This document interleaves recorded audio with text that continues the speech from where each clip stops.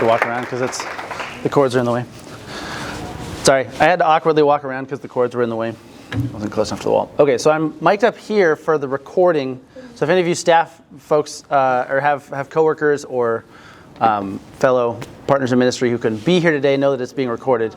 But I'm trying to remember that I need to talk into both, not just the one that's on my person. So I'll try to stay right here. But yes, thank you all for coming today. This is great to be with you. As Marioli said, I think I was here Valentine's Day 2020, 2 weeks before everything exploded, talking about Flocknote, and then we were launched this in May, I think Cinco de Mayo, did we say? 2 years ago. So it's been great. I mean, we'll go through some of the statistics so you can have a sense of just how widely it's used within the diocese. But I want to start today, we'll just kind of frame everything. So we're here for just about 2 hours. So we'll break it down into 2 sessions, have a break in the middle. I'm going to start, even though I know that a lot of you are familiar with Flocknote and have used Flocknote for a long time, hopefully.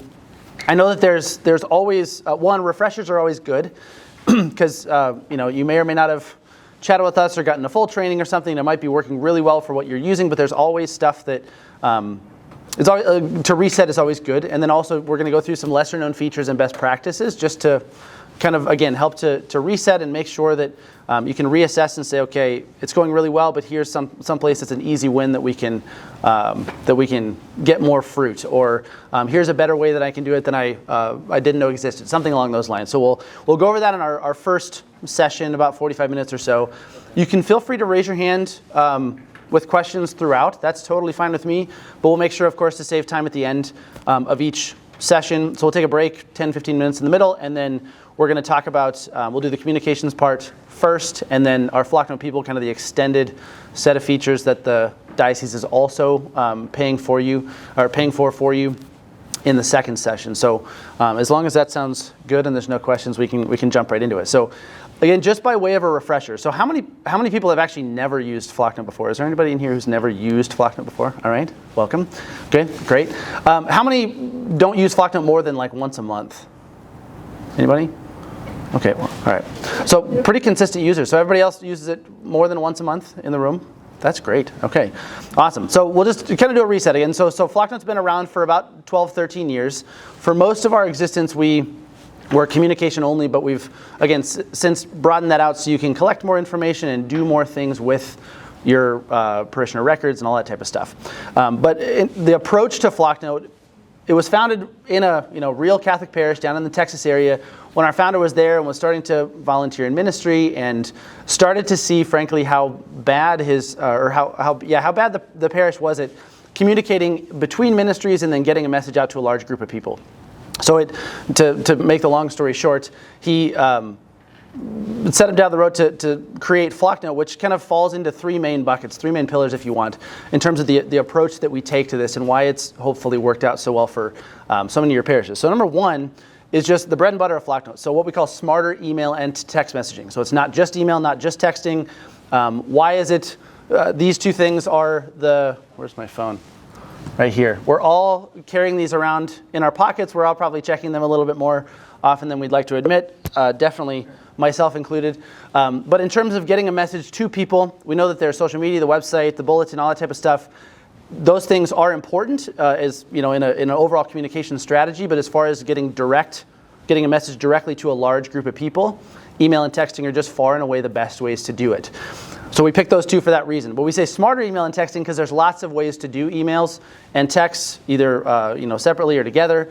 We all know we've all gotten the reply alls to the emails where it was accidental and it was only supposed to go to one person. We've all probably been on that 15-person group text where I'm thinking, how do I get out of this? I only know like 5 of these numbers. How did they get my account? That type of thing. And again, all of those things have applications in different areas, but in terms of a church context, to make things more efficient, it's just to have them all in one tool to prevent a reply all, but to still be able to interact with people one-on-one if needed. And then also understanding that there's lots of parishes in the Diocese of San Diego in particular, where you have a population that predominantly only texts. And then there's parishes who just get started on Flocknote and they only have email addresses, and you might only have 10% of your parishioners' cell phone numbers. So you still might need to send a text message reminder for a Holy Day Mass, but you can still route that to people via email. So to have them in the same tool, email and texting, you can get the message to everybody regardless of their preferred method. So that's number one. Number two, being able to just easily segment out your list. So not being tempted to send everything to everybody, because that's just a good way to have people who aren't who the message doesn't apply to stop listening. So we see that, we've seen that before in the announcements. We've all been in a parish, none of your own parishes, I'm sure, but we're all been in the parish where they read the bulletin before Mass, and I start to train my brain that only 5% of what I'm hearing applies to me, and so I stop listening altogether. And we don't want that to happen. Again, there's not saying announcements are bad at all, but to be able to make sure you're sending the message that you're doing wherever you're sending it to the most specific group of people is really, really important. So not sending everything to everybody, and then also making sure that your ministry leaders have something that they can use to get a message to their folks as well. And then the third thing, I'm sure I'm preaching to the choir here, but usually people who work in parishes or volunteer in parishes fall into at least one of three buckets. So one, have no time on their hand. Anybody have extra time on their hands? Working at the parish, right? Everybody pretty much falls in that bucket. And the other two, usually there's a lot of people who aren't that great at technology, which is totally fine. And there's people who don't like technology too. But we want to make sure that the communication tool that you're using is able to be used and learned and produce a beautiful result for everybody, regardless of regardless of whether you're a marketing pro who's familiar with all of the more complex tools, all the way down to the person who would prefer not to have to turn on a computer in the morning, which I can respect that even as a millennial some days. So those are kind of the three main things to kind of frame the approach to Flocknote. Smarter email and texting, just being able to get a message to people allows you to not just get a message to them, but then hopefully do more things. Keep their information up to date, know who their kids are, know what classes they're in, all that type of stuff. Allow them to take an action, direct them to an in-person encounter with your church, but then also send the message to kind of the most granular level possible, and then make it easy for any admin, even the least tech savvy, to be able to use. So now, obviously we've been doing this for just over, 2 years this month. No, actually it's June today, so 2 years and 1 month, I guess. So in that time, just here's some Diocese of San Diego by the numbers, the level at which the diocese is using Flocknote. So I think there's around 77 parishes who have launched Flocknote, are using it consistently, kind of took a concerted effort to learn what it's about. Obviously you all here are a testament to that. 94% of those parishes have continued to use it on a monthly basis, which, if you think of anything that, any tool that you've adopted, that's just a pretty astronomical rate of continued use. So it says that it's producing something that's worthwhile, that's worth continuing to do. In the last year, collectively across the diocese, 22,000 new parishioners, maybe not new parishioners, but people whose contact info wasn't in their parish or wasn't part of the department or something like that at the chancery has been added, or they've subscribed in the past year, which is a huge rate of growth. And then just in the last 90 days, some staggering numbers. So 2.3 million emails have been sent across the diocese in just 3 months. And then almost 500,000 text messages as well in the last 3 months. So it's not something it's a worthwhile investment. If anybody from the, no, I'm just kidding. Mariela's very happy. She's very happy.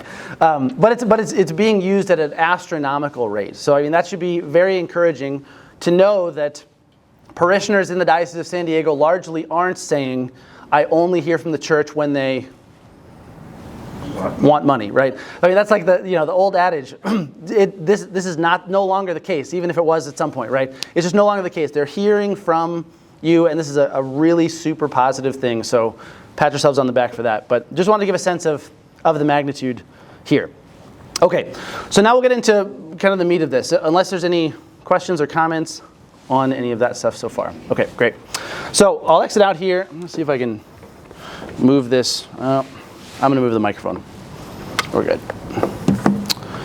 Okay, so lesser known features, best practices. Again, understanding that all of you are, or most of you, are using Flocknote on a regular basis. Can I just scooch this over? Is that all right? Oh, yeah. All right. Whoop. Can you guys still hear me if I'm standing back a little bit? Okay, great. So yeah, understanding all of you are using Flocknote on a regular basis. There's lots of things. I would say when I started at Flocknote about 7.5 years ago, I could do a demo of all of Flocknote in about 30 minutes. Thanks be to God, that's no longer the case now, just because there's lots of little neat features that have been added, big and small. And so I just wanted to go through a handful of them, because again, in the normal course of day-to-day life, if you've got a good process, and that's excellent, a lot of times newer features can kind of skate by you. And so I just want to make sure we can go through those, just as in hopes that they can enhance what you're doing as parishes. So first one is group descriptions. So we added this, I think, about 6 or 8 months ago, where when you'd have people text to join from the pews and pick the ministries they want to be a part of, or if you have a sign-up form on your website, which we can talk about a little bit later too, they would just basically see a list of the groups, and there previously wasn't a way to say what these groups do or when this Bible study meets or something. So now that's actually no longer the case. So if you go into, whenever you create a new group, you'll see it here. But if you have an existing group, you can go up in the top right-hand corner, click on Group Settings, and you now have a description field that you can punch that into. So this church weekly newsletter was an example of one that had one already set. So basically, if it's a Bible study, you could say we meet Wednesdays at 6 p.m. in the parish hall, something along those lines, so that when people sign up for your church and connect with you, they can see the group and then the description. Really handy. So again, not anything super complex, but can just help hopefully move the needle that much more for people who are interested in registering for things. So group descriptions. Another one is color themes. So in the email composer here, so again, in service to that third pillar that I mentioned, so we want to make Flocknote obviously usable for the least tech-savvy admin, but even the people who are, again, marketing pros who worked in the private sector before coming to the parish or something along those lines and are used to these types of things, all of you raised your hand and chuckled when I asked if you have extra time on your hands. So ways to save time are always welcome, right? So we try really hard to add things into Flocknote that hopefully can do that, to make your emails match the branding, whether you have specific branding or not for your parish, to match the color scheme and the look and feel of your website, of your bulletin, all that type of stuff. So when you're in the email composer, down in the bottom left, if you've never noticed, there's this colors panel here. So it can do a couple things. So if you've never added your parish website, it's going to show you these little themes in here. I'll add a couple. Let's see here. I'll just add a couple of modules here just so we can see what it does. So when I click on any of these, it just changes the whole layout of the email if I haven't edited any of these colors yet. So Flocknote has some default ones that are just good color combinations. But if you have your parish website in your Flocknote network, you should, I don't know if any of you can see from the back, but it has, I'm trying to zoom in here, it has the website here. So we have a little thing that runs in the background that goes to your website and scans through it and picks out the most commonly occurring colors from your parish website and tries to make them into 5 or 6 good little color palettes, color themes that you can then use to just change all of the colors in your newsletter without having to go through and pick each one. So obviously some of these, all of these are pretty good. This one's kind of hideous because it has the same button color as the background. So if you need to, you can always delete these. You can make your own customizable, but the color themes can be really powerful there. If any of you go in here, and again, I just went into the email composer and clicked on the colors button down at the bottom.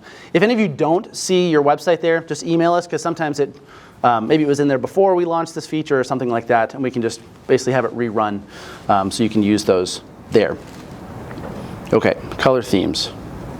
So next one here, you might have seen when I opened this, zoom back out here.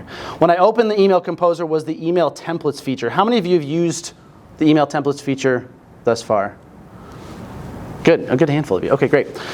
So this was another one of the more commonly requested features within Flocknote. For a long time, you've obviously been able to duplicate a previously sent email or text, for that matter, that you've sent out, but it didn't fulfill all of the needs. For some reason, it's not showing up. Hold on. Didn't fulfill all the needs because sometimes you just wanted a shell of a newsletter there, or you have special cases where, every 4th week for our newsletter we include a parishioner spotlight, I don't know, something along those lines, where you wanted to have a couple of different options and not have to weed through deleting old information, all that type of stuff. So the templates feature kind of fills that gap for one, but whenever you open a brand new email, you'll see all these down here. And again, Flocknote has the same ones that you were probably used to seeing, but then also now you can save your own. So these are just some examples of ones that I've saved.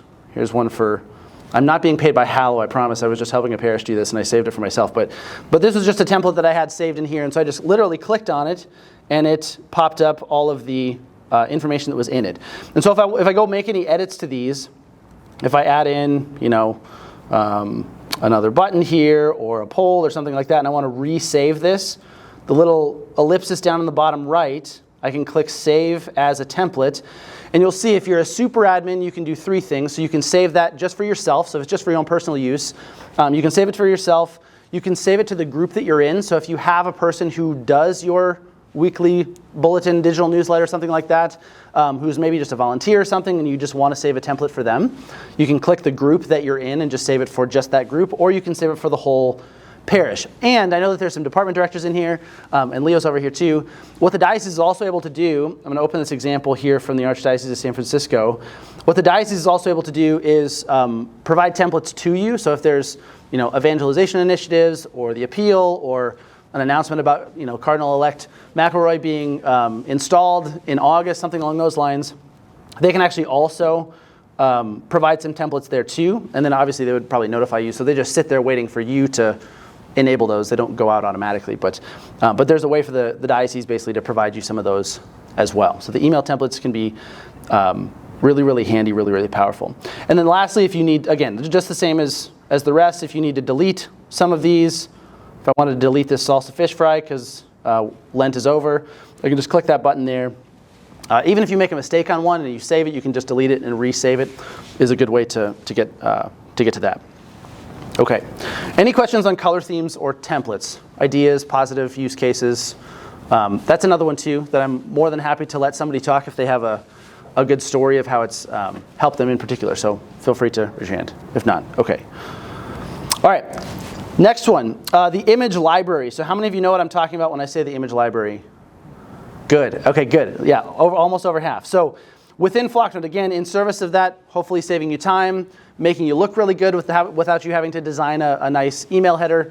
I know Leo said he does that some for Marioli and designing good banners. So we have an image library in here that basically gives you just free email headers, free graphics to fill out your newsletters on stuff that you're probably already going to be sending stuff on. So when I add the image module, right, second from the left in the little toolbar here, and I click on the library, it's going to have the recently used images that you personally have used. Yeah, go ahead. So you have to add it? No, when you just to add the image module, yeah. So you just have to click on this to basically add one in there, and then the library is popped up automatically, yeah. So you'll have the recently used images that you personally have used. I think it'll have up to 15 in there and just cycles through. So a quick note on that. Notice there's a little plus button here. If I wanted to save that so it doesn't disappear, I can click that and it'll go down at the bottom with the name of your church. So all the way down at the bottom. And I think you have up to 15 there as well, and it'll just cycle those through. I can delete that just like the rest. But then as you're seeing here, there's some kind of evergreen newsletter headers that are always in there. We call Uno emojis. I don't know if any of you saw Uno the sheep. We renamed emojis after Uno, so you can just click on any of these to add them in. And then every few months, we'll add in a new packet of images with enough time, and they're also in English, Spanish, and French. I don't know if there's any French-speaking parishes, but we have some dioceses and parishes in Canada who requested French. So we have 3 languages technically too. And you can just scroll through these. So Pentecost is this weekend, right? Yeah, so I can just click on this image and add it in there. And then the idea would be, oh my gosh, a parishioner replies back and said, that email header looks amazing. Thank you for sending that. You can say, thank you. I know I worked really hard on that. And then they are none the wiser. No, but you can use any of these as much as you need to. So again, the Ascension was last weekend. All of these, and there's usually quite a few in here. So feel free to scroll through those. Not necessarily filler, but again, just to make your emails look that much nicer without you having to expend that much more work. If you ever see in here, again, we try to hit the major feast days and seasons and all that type of stuff. And we've gotten pretty good at like Spanish grammar too. I know that it's a little bit different depending on where you are. But if you see anything like this or suggestions for things that would be helpful based on your work in the parish, we're always open to those suggestions. So please send that to us and email us, right? Any questions on the image library or thoughts, comments? Okay, great. Okay, the last thing, and I'm going to spend a little bit more time on this than the rest, is our smart button tool. So how many know what I'm talking about when I say smart button? I hope a lot. Good, great. That's excellent. Usually this is one of the ones that flies extra under the radar, and hopefully there's even some stuff in here that those of you who have used it maybe didn't know that it could also do. So the button tool, as you're seeing here, right? The default is just to direct people to an external website, to have people take an action. Pretty simple, straightforward. One of the ways that Flocknote tries to set itself apart is allowing people to take smart actions, dynamic actions within Flocknote just from a button in an email through what's called a tokenized link. So when I click on this, I'll zoom in a little bit here so you can see. There's a little, the link to a website's the default. There's a little upside down caret drop down menu here, and there's some options. Hold on, is it gonna let me? It's not gonna let me zoom in. So if you can't see it, it says join a group, pledge to a campaign, update contact info, notification preferences, and unsubscribe. So the two most common uses are to drive people to allow them to one-click join another group. So for Lent or for summer or something like that, you're running some sort of faith formation campaign where people are getting one email a week, or say, Father's starting a new weekly column or a monthly prayer text, anything like that, where you don't want to send that to the whole parish, and you don't necessarily just want to add everybody to it automatically, but you want people to easily self-select in. You can send something to the whole parish and click on join a group and say, okay, I want them to join, let's see, where's the newsletter? Church weekly newsletter, right? And so when I click on that, it allows them, literally just with one click, to join that weekly newsletter group. So when Joe Parishioner, who's never created a password, who's never going to download something, but is one of your faithful readers, one of your faithful parishioners who's there, clicks on that, it'll say, thank you, Joe, you're now subscribed to Church Weekly Newsletter. And it'll actually show the list of all of the previous ones that have been sent, so he can even, again, without needing to create a password, view all the rest of those really, really easily. So we always encourage using that as liberally as possible. So even in like the summer or fall, with COVID it was really good, but I think it still has a good application now to do sort of like a digital ministry fair of sorts. So you can add as many buttons into an email as you want, and I can even make a section right into 2 columns. And so if I wanted to add multiple of these and just link them all to different ministries, maybe change the color, something along those lines. You can do that. You can edit the text if you need to as well. But it's a good way for people to just see in one email, here's all the things I can become part of at our parish that maybe I didn't know existed, and I've been a parishioner here for 50 years, right? There's always even those cases where people just, again, they come to daily mass, they read the emails, but they don't ever kind of venture outside. And so this is a good way to help them, help those types of parishioners become more engaged if they would like to, right? So that's one usage for the smart button. The other one, or one of the other ones that I'll mention, is the update contact info option here. So again, we always recommend a couple, 3 times a year at least, because you never know when people move. We'll get into the Flocknote people stuff and collecting addresses and birthdays, all that type of stuff too. But you never know when people change their email, or if the old PDS system or the former secretary from 20 years ago spelled their name wrong. I mean, all that types of stuff. Or people who are new and maybe just only gave you their email, didn't give you their name. All that type of thing. You can say a few times a year, just in your the regular course of sending, say, hey, oh, by the way, every few months we want to just make sure we have accurate information on you, complete information on you, so we can reach you better and know you better. Just click this button and it takes them over into their profile, and they can add their name, edit their information, all that type of stuff.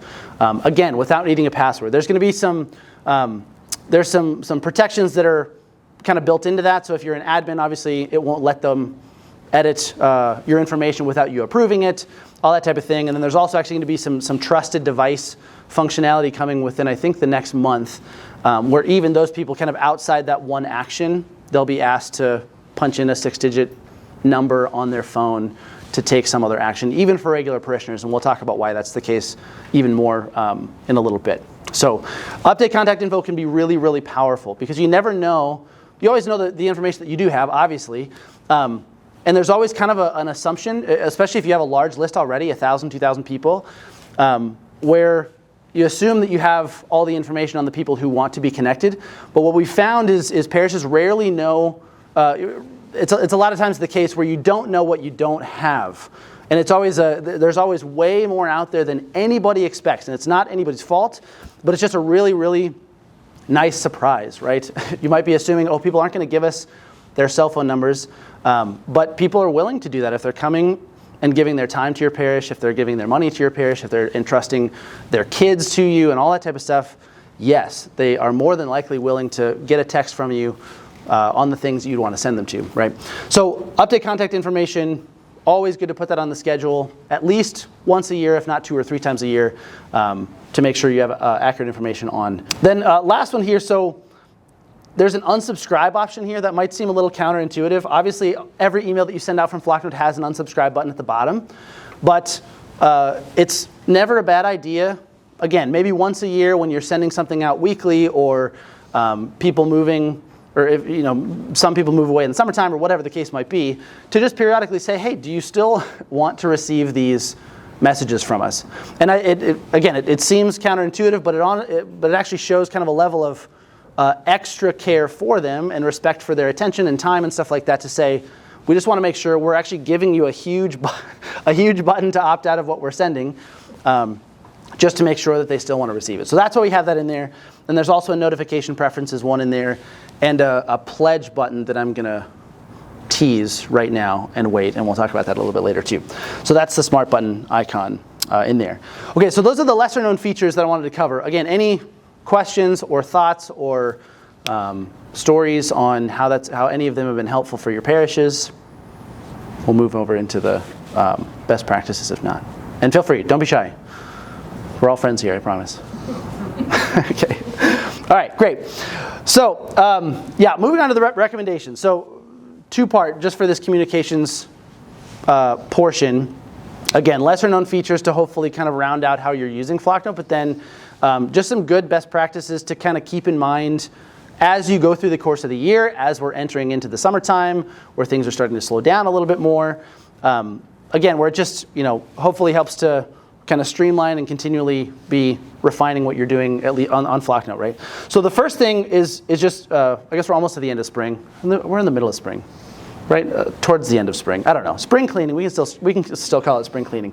But to spring clean your Flocknote network. So a lot of times, if when parishes get started, they'll say, oh, I'm going to create groups for every ministry that we have, even the ones that I'm not sure are active. And I think that's a really good idea when you start, because you never actually know which ones are going to be active or which ones are going to be led by particular admins who are enterprising. But then there's always the case where a volunteer has to step aside, or staff leaves, or something like that. And it's really easy for something like that to fly under the radar, where you need to change out permissions to their groups, or remove an admin or something like that. So it's always a good idea to just scroll through your Flocknote group list over on the left-hand side for one, and make sure that the groups there, that none of them are extraneous, that they're all kind of serving a purpose. But then also to look at it with an eye of what is missing. What could I be adding? Betty Sue, who runs the Altar Society, has been saying that she needs a better way to text the ladies, or email the ladies, or something like that. Or Bob with the Knights of Columbus isn't super happy with their existing email system. It's just like one of those things that, in the course of daily business might just kind of fly by. But as you're looking through this, you say, oh, this is a good opportunity. Again, to keep in mind that the more ministry leaders you have, and hopefully you've all seen this in action, but the more ministry leaders you have, the more complete your parish list is able to be. Because you never know a person who's just kind of on the fringe, participating in one ministry, coming to Mass, and would love to hear more, but never ends up going out of their way to seek that out, right? They're content where they are. So it's just a good way to go in and make sure all of these are set up how you want. So a few elements here. So one, if you click on a group, right, we already looked into group settings for the group descriptions. That's another good one if you want to have group descriptions for some of the groups that you have. You can click in the cogwheel up at the top and adjust any of the settings for the group. So group settings is just like the name, the permission level, the group description here. Again, as a reminder, the group types that you can choose from are open, so people can join those freely without being approved. Closed means they can just request to join, and then hidden means they're completely internal. So just making sure those permissions are all squared away. I'll skip over profile fields for now. The texting settings. So I don't know, are any of you using super texting, the longer text to the picture messaging? Some of you. So if you want to turn off super texting for certain groups, this is where you can go do that. So if you want to just use it, but only Father's going to use this for his monthly prayer text, so we're not using up a bunch of credits or something like that, you can go and adjust those. Yeah, go ahead. Yeah. So I've encountered when I try to text people, I can only text like a line or two. Okay. So I have to turn on the super texting to be able to give more content in the text instead of just saying, please read your email. Right. Because I'm Yeah. finding, and I'm sure it's user error, but is that what needs to happen? Yeah, good question. So I'll clarify what we mean. So not necessarily, right? So I mean, I think, so standard texting, what's kind of included in terms of what the diocese pays for is just standard texting. So 160 characters or less, plain text is what. With no pictures. With no pictures, correct, yeah. So I mean, understanding, yeah, right. I mean, yeah, it is a limitation, but that's also kind of the nature, it's also kind of on purpose, the nature of texting. And I know that not everything's gonna fit in there. So we rolled out, I think, super texting around this time last year, I want to say, to basically give an option for parishes who want to pay for it to send longer texts or include pictures in text. Again, understanding that not every parish will need it or will want it, but that's kind of the reason for it. So super texting just allows you to send, I think, up to 480 characters and or include a picture in a text. When we say a super text, that's what we mean. Okay, so that's a parish individual Right. thing. Yeah, that's a parish individual thing. Yeah, and I think you said you're using super texting. So if you need a referral or how that has worked for them, yeah, you can probably. Right, sure. Yeah, that's fine. So yeah, and a quick note on that too. So this is another reason why we put email and texting in the same tool, right? So I mentioned not everybody does both. Some people are just one or just the other, but understanding that there's always going to be extraneous circumstances where a text needs to be sent that's longer than the message. You can always string two together too if you need to. But to make sure that, yeah, if you're sending an email when it's not urgent, and then like you said, if it's something urgent, we need the parents to respond. So the next day, send a text saying, hey, we sent you a permission slip in the mail, or in your email or something like that. Please read those. Or tomorrow we have a Holy Day Mass coming up at 6 a.m., noon, and 5 p.m. or something like that, to be able to, scale back whatever message you're needing to send. Yeah, go ahead. I have a question. So under the group settings, so if I'm sending out a text message to multiple groups, and it'll say, for example, that it's coming from group name Adult Sacramental Prep, okay? But a particular person is not in that particular group per se, they're in another group, but the title will say you're receiving a text from Adult Sacramental Prep. Is that correct? I believe so, yeah. So there's for context, so she asked if you're sending to multiple groups, right? Multiple groups, yeah, but they're not all within, they're like in different groups, obviously. Right. Like I want them to get the same message. Yeah, so I believe when you're sending to multiple groups, right, so and many of you know this, obviously, when you're sending a text out from a single group, it'll say, Adult Faith Formation is using this number to send you texts. I believe when you send to multiple groups, one, nobody will get two. Everybody will just get one, even if they're in multiple of those. I believe it just defaults to the name of the parish instead. It would be worth testing out, putting yourself in a couple of different test groups and sending it out. But I believe it should default to the name of the parish, so it shouldn't be confusing there. But I could be wrong, so you can come talk to me afterwards if you want. Yeah. But either way, you can use a little identifier at the beginning of the text if you want to send that out. Right. Yeah, good. Sure, good question. There's another back there? Somebody else? Sure. Oh, that's right. Okay. That's all right. Okay, so texting settings, and we'll get into that a little bit more in just a second. There's also some options for, I'm going to click into an open group for these. So there's also the welcome message option. So this is off by default, but if you want an email to be sent out to new members whenever you add them or whenever they join a particular group, to give them more information. So they might see the group description, just a one-liner to entice them to join. But then for Bible study, it says, hey, please click this link to fill out a little bit more information about yourself. Or here's the phone number of the person who leads it, or something along those lines. You can enable this and just type out a little welcome message. It'll automatically put in, Dear Bill, and then above it, so you don't have to worry about that part, but you can just type the rest of that out. That's off by default, but you can use that as an option. And then lastly, the social and sharing option. So if you have, dedicated web pages on your parish website for particular ministries, and you want to have a little form for people to fill out and dynamically join that without having to go into Flocknote, you can do that. So you can click this add a sign up form to my website. It populates a little, or pulls up the HTML snippet of code. If any of you are using e-Catholic websites, you can actually just drag and drop from that side of things. So to kind of save a step there. And then you can connect your Facebook page, Twitter profile, if you happen to have those for your ministry there too. Oh, and the last one, yeah, if you want to have an ongoing feed, an RSS feed of the notes that you're sending out, and it's an open group, so bulletins is usually the best example of this. If you have a dedicated bulletins group and you also want to post those on the parish website, you can skip a step every week by just taking the RSS feed down here, and then every time you send out your bulletin email, it'll automatically populate to your parish website. And actually, I'll pull up an example here. So there's a parish in my area who actually does this, if anyone wants a good example. So they have a pastor's column and the pastor's homilies that he sends out every week. And so this is connected to their Flocknote group. So they send this out to the people who subscribed, but then it also just automatically posts those every week whenever they send those. And so people can view those publicly and then connect with them, connect with the parish beyond that if they need to. Okay. So yeah, spring cleaning. So that was, let's see, get back here. So in terms of the group setup, if you need to create new groups, as I mentioned, so the manage groups button for super admins, obviously, if you're a group admin, this wouldn't be available to you, but the manage groups option is where you can go to create new groups.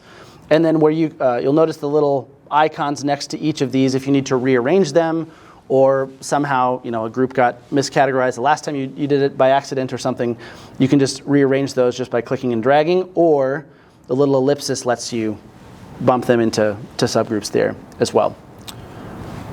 Okay. Any questions on any of that stuff? Okay, great.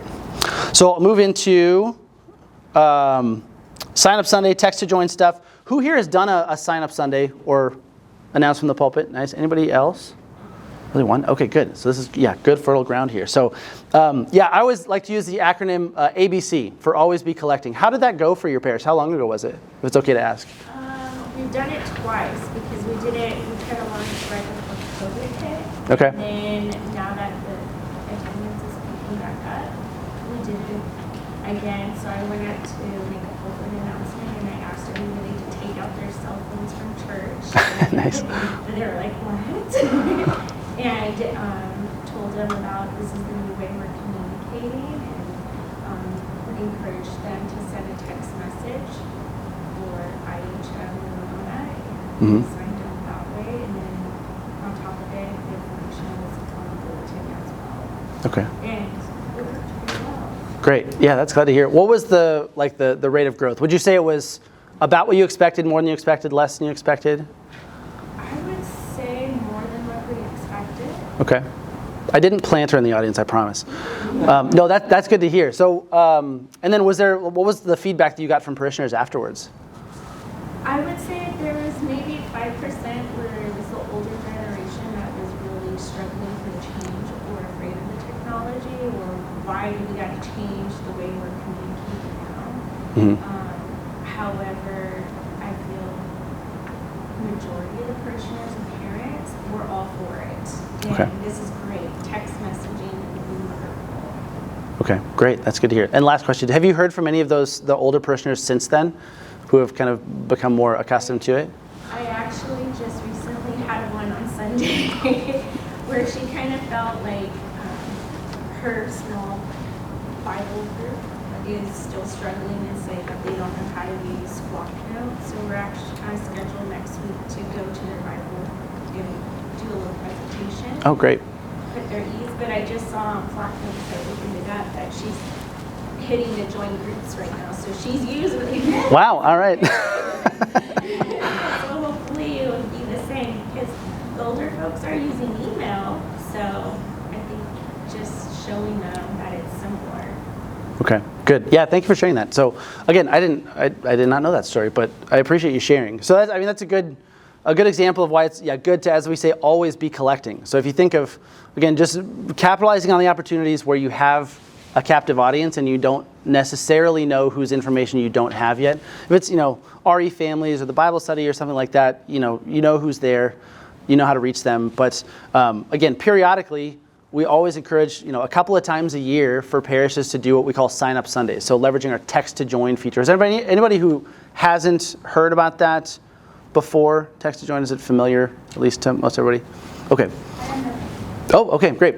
Yeah, that's okay. I mean, it's it's one of those things where it can seem still a little bit foreign, but we end up using it in other areas of life more than we think. So if you're at a football game, a lot of times they'll say, if you want to win a Jimmy John's footlong or something, text in this number, and then they spam text you afterwards or something after you get the free sandwich, but or your bank or something like that. I mean, it's relatively common, but it can still seem a little foreign in a parish context. So all that we mean is by text to join is setting what we call a text to join keyword for your church, and as she said, just in making an announcement from the pulpit saying, hey, we know we normally say put these away, but now take them out, and open a new text message, send this keyword to this number, and then within a minute and a half, they've been able to join. So I'll show how that process works here, and then we can walk through it. So again, the phone number that you see here, so the 84576 up at the top, that's Flocknote's shortcode. So that never changes. But the keyword, what goes in the message field,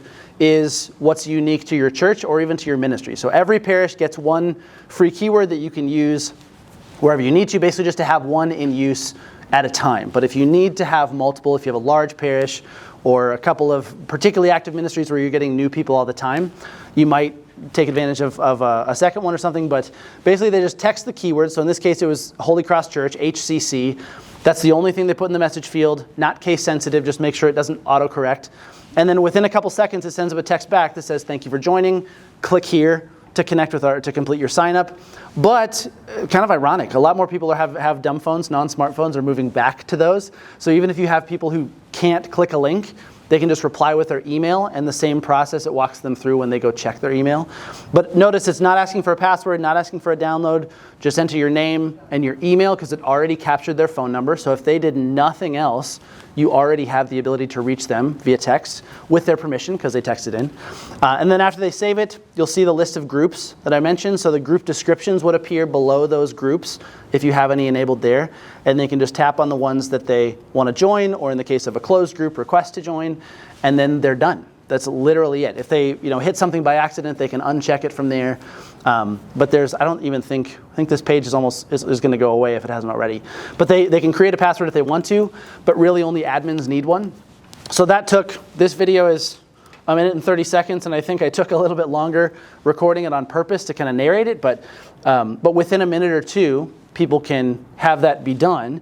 And yeah, as she said, usually that's not uncommon to say it's more of a success rate than we even expected. So the story that we like to tell a long time ago was there was a parish who I think had 1,600-ish parishioner contacts, mostly emails, and they thought that is objectively a large list of people, right? Imagine 1,500 people sitting in a room. That's a huge group, right? But on Ash Wednesday, they did this, and they said within 24 hours, they got 800 new people just from the pews that were pretty much all brand new, and then right from the pews, and then over the next 24 hours, I think they added like 400 more. And over the course of the next year, they more than doubled the list. So I think they had about 3,500 people by the end of it, where they continued. I think they did that a couple more times and had a couple of other opportunities. But it was, one that this particular parish was doing a lot of things right? They had a huge list already, but there was just a big untapped potential. Probably a lot of donors who had just been writing checks and dropping it in the basket and had never thought to give their envelope or their email or their phone number. So I hope I'm not beating a dead horse there, but it's just really important to try to schedule that in a couple of times a year. Whether that's, I know Christmas and Easter are insane times, but to try to do something like that, even just printing out a little card that people can take home and text in is an option as well. So text to join is really, really powerful. So where you can go to set that up if your parish hasn't yet, if you're just going to use one keyword, that's like 95% of the cases. So to just use the one free keyword is just fine. So we normally recommend putting that in the everyone group. So it'll say, thanks for joining, as you saw here, Holy Cross Church. Up in the top right-hand corner, the cogwheel, if you click on texting settings, it'll have the text to join keyword field here. And if you haven't set one up yet, it'll be empty, obviously. The keywords, if it's already taken by another church using Flocknote, it'll flag that and say it's already in use, so you can kind of get creative with that. I think you can have up to 15 characters. Obviously, the shorter the better.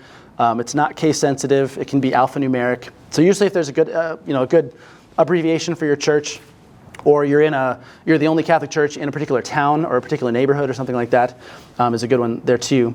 And then once that's saved, then it's ready to go.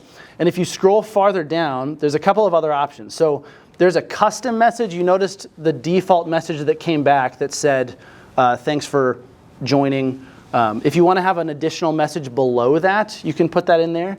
And then you can also download a customized flyer. So if I click on that download TTJ flyer, I just clicked on this button here, what it's going to do is automatically customize and drop out an 8.5 by 11 sheet of paper just for your parish. So if the language or something you'd like that adjusted, or if you'd like a Spanish version or something, you can email us and we're glad to make one for you. But this is just another kind of time saver there. Okay, any other questions on text to join? I know we're getting close to time, so we can finish up. Yeah. Connected to if I wanted to give for donations for like our website, we have I think we have Eventbrite, and then we also have the giving page, which is with Blackbot.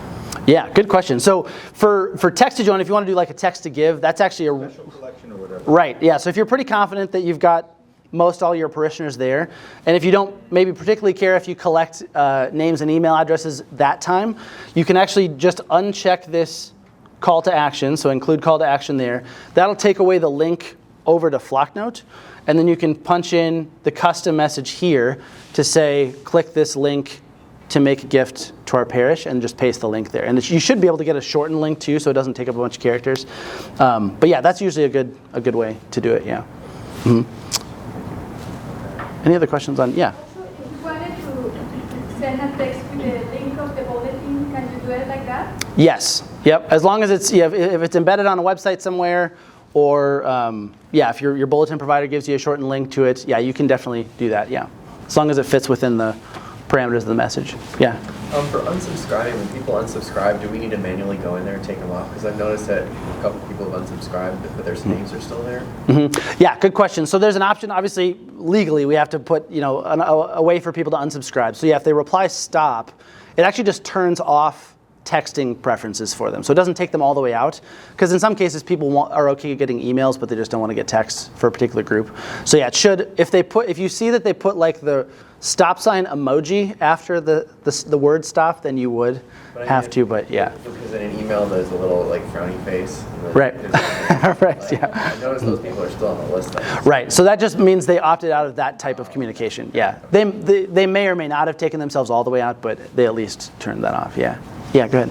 While we're talking about unsubscribing, I have a recurring issue where members stop getting my emails, my messages, and when I ask them about it, they don't know how that happened. And I reach out to Flocknotes, and Flocknotes eventually learns that they unsubscribe. And so I go back to the members and I say, it looks like you unsubscribed, and they say, no, I didn't.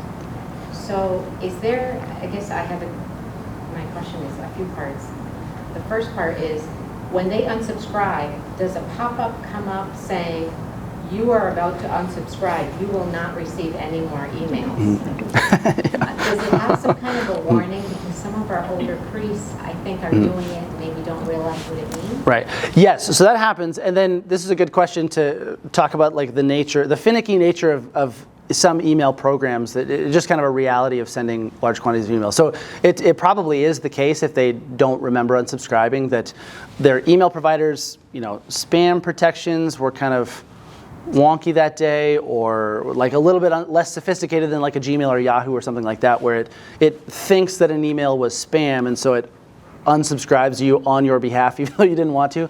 I know it sounds crazy, but it actually happens. So thankfully, that's pretty rare on balance. I mean, it's not a whole lot in terms of the large population of your recipients, and it's pretty easy to undo. So if that's the case, we can just clear it out if they landed on like a do not send list or something like that. Right, but is there any way I can fix it, or do I have to keep reaching out to them? So yeah, usually there's a way to re-verify. So if emails have been bouncing back, and it's what's called a soft bounce, where it's just their inbox was full or something like that, you can re-verify it, and it tries to send it to them again.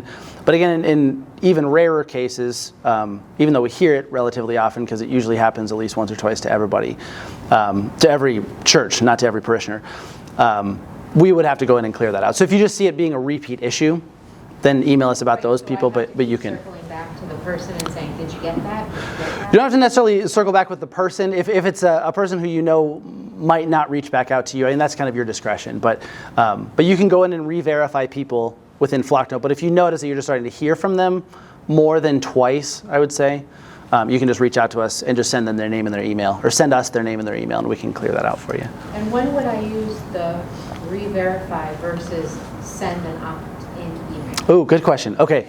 Yes. So verification, the little green check mark, means we're going to try to send an email to people, and the vast majority of people are going to be able to receive it just fine. The opt-in email, or the opt-in, is basically to say we know for sure that email works. In all likelihood, it does work, but it's kind of striking a good balance between allowing all of you to import your emails into Flocknote. We give you the benefit of the doubt that they're all working emails, right? But it's usually the cause for some people bouncing back is in the back end of the email world. It just gives it that much more confidence for Joe Parishioner to click a button and say, yes, this actually is my email, versus just importing the list in. So it just is, the opt-in email, if you see that there, it doesn't mean they're not going to receive it, but it's just an extra precaution to prevent them from potentially not receiving it in the future. But if I click on send opt-in email, and then I don't really know what happens on their end. Oh, sure. So if you click that, it'll just send that person an email with a confirm my email address button. Okay. But might that go into their spam? It could. Yeah, it could potentially.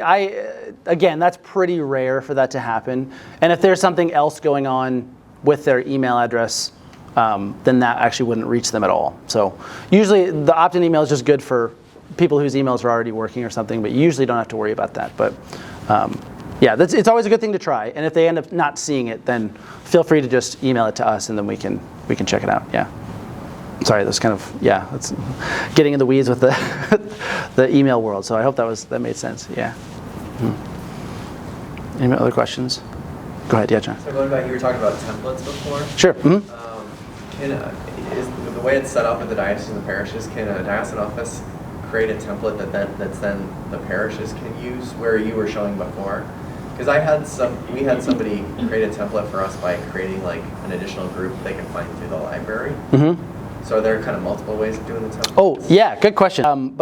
So library, right, on your dashboard tab is whole sets of pre-made emails and text. So it's basically a complement to the library. So you guys could put, full fleshed out emails there if you wanted to. The template is just if you got to have onesie twosie type of drafts that you want the parishes to see is that. So yeah. Okay. Well, I know we're running up against time. We went a little bit longer than planned, so I appreciate your patience.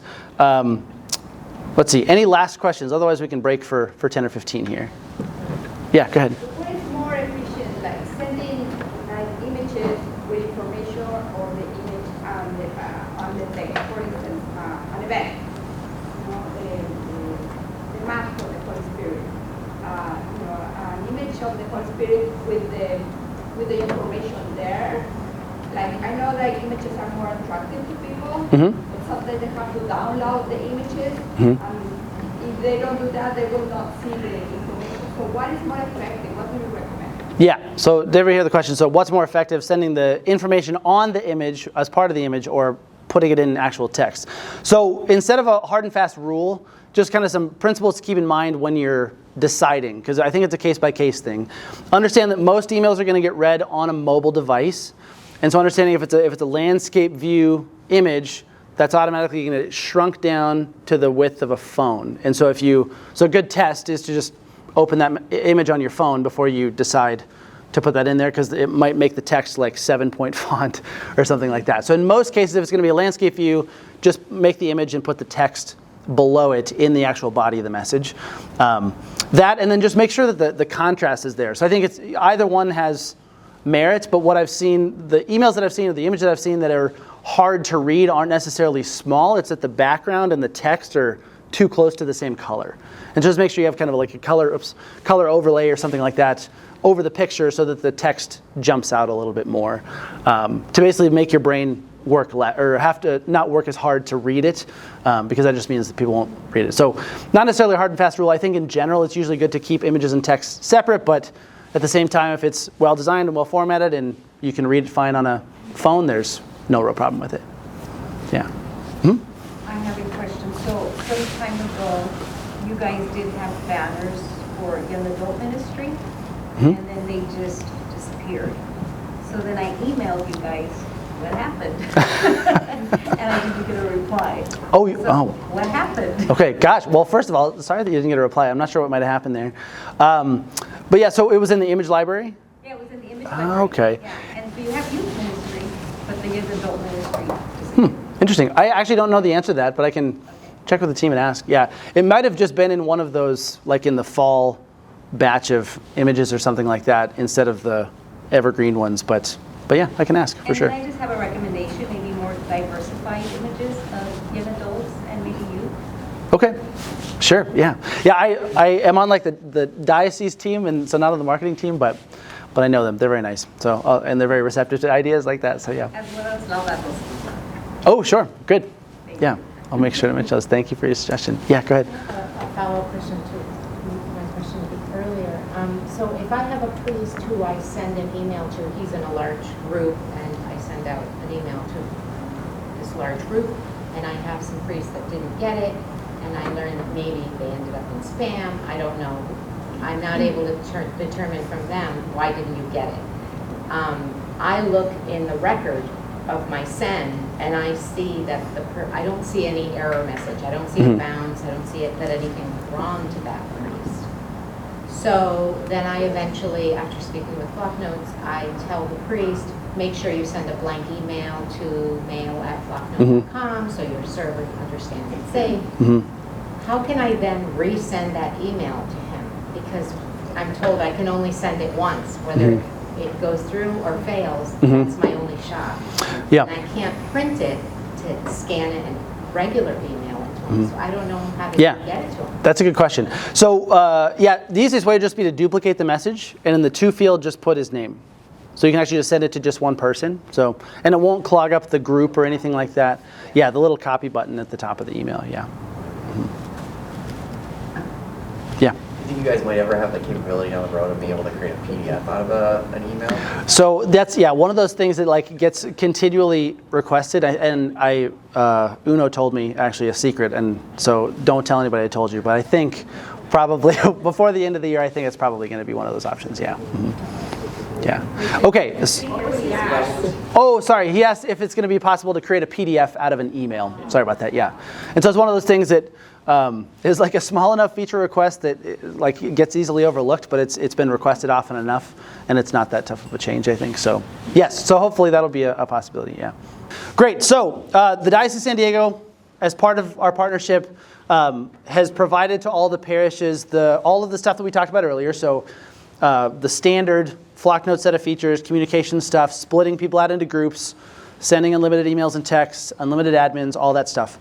The last few years, we've ventured out based on lots of, rounding out Flocknote's overall vision for helping parishes in the realm of just digital technology, keeping track of parishioner records, but then also based on a ton of feedback from parishes like yourselves who started to say more and more as they would use Flocknote for longer and longer, can I store more stuff in Flocknote because I have more people in Flocknote, and the information that I have in Flocknote is more accurate than my parishioner database, and by the way, I can't really do anything with the information in my parish database beyond just track contributions and print out tax statements and sacramental certificates and stuff like that.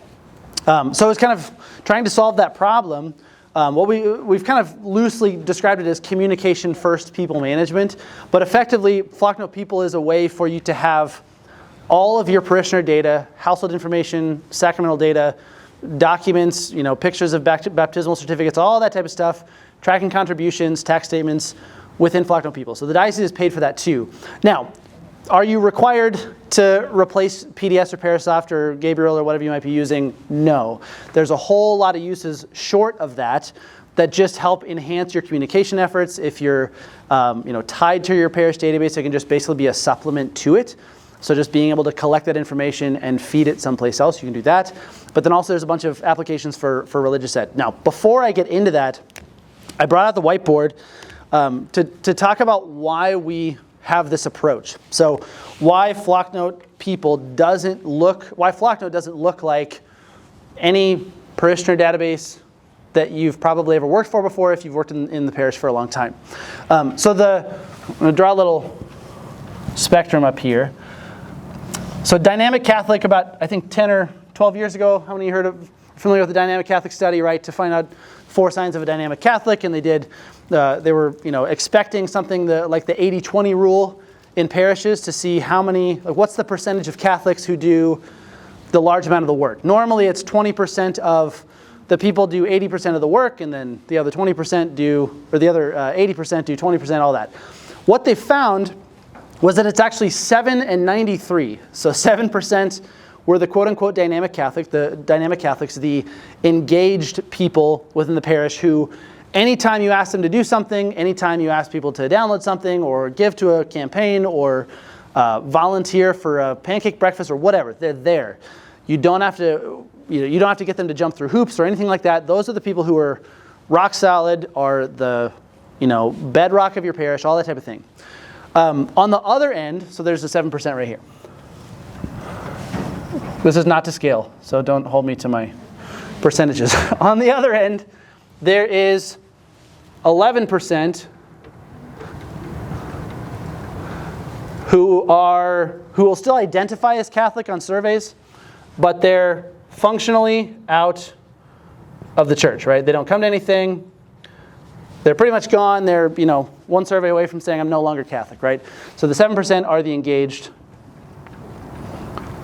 Catholics. And this wide swath in the middle are what we started calling the 82%. How many of you out here have heard us talk about the 82% before? We started to use it more over the last couple of years. So the 82% are the people who, obviously there's a lot of leeway in here. I dropped the lids right here. It's a wide spectrum, right? But functionally, all of the 82% are some degree of not completely sold out for the church. They might be, one scandal, one nasty look from a pastor, whatever it might be, one, death of a family member away from falling away from the church, right? They might not be. They might be really close to engaged, but the reason I'm telling you about this is that swath of people are the ones who won't do the things that attract the 7%, right? So usually these people are not as vocal, are not, don't necessarily give, if they have a bunch of hoops to jump through to give feedback on a program or something like that, they're less likely to do that. So what you functionally have, and again, there's nothing bad or anything like that, but it functionally just means that usually there's kind of a cycle where the programs, the efforts, the software that we use, because of the feedback that we get and the people who that comes from, it tends to just be cyclical and serves the 7%. Again, it's not a bad thing at all. It's all the excellent faith formation programs and excellent content that you put out and all that type of thing. But we just want to make sure that we're not doing things for the 7% at the expense of the rest. Now, Flocknote is not a silver bullet. We cannot promise to solve all of the world's problems or anything like that. But going back to like the 3 pillars, going back to the ease of use of just sending people an email or a text without them having to do anything, and then now beyond that, allowing them to register their kids for religious ed or sign up to volunteer without having to download something or have a password or anything like that, we design it with the 82% in mind. And so as we venture out on talking about Flocknote people in kind of a newer way of doing parishioner data management, just hit the power button on here, we do it with the 82% in mind. So that's kind of the frame that it should just pop right back up, right? Yeah. Yeah, the frame that we're kind of looking at this, right? Any questions? Does that make sense? Does that kind of resonate, right? Okay, great. So as we wait to pop that back up, put this back in here. Okay.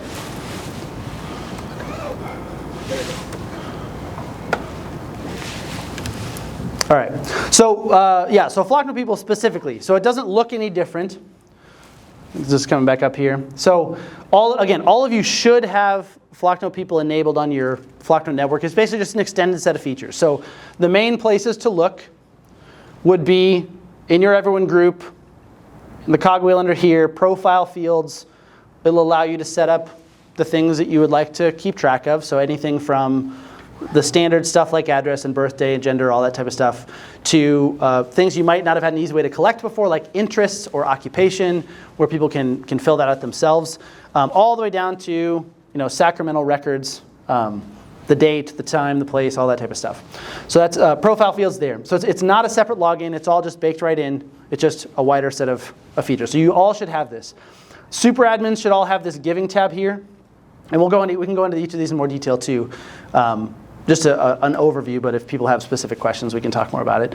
The giving tab there, super admins have that by default, but you can turn that permission for viewing and editing giving off. And then on people's profiles, I'm going to click in here to our pal Jim Halpert. And so you see here now there's a household view, so you can group people into households. Households function, or the main functions are for two purposes. One is for tracking contributions. So giving is by household instead of by person, obviously.